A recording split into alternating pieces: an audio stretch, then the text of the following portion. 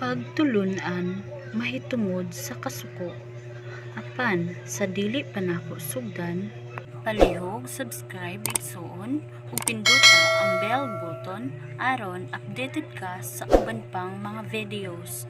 Daghang salamat. Mabasa sa Mateo 5:21.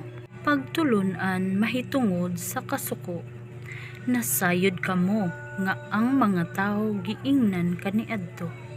Ayaw pagpatay, ang magpatay manubag niini sa hukmanan.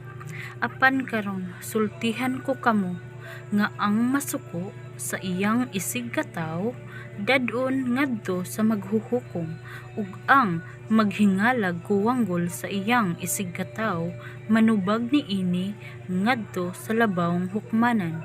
Ug bisan kinsa nga moingon nga buang ang iyang isig ka tawo malagmit nga mahiagom sa kalayos sa impyerno.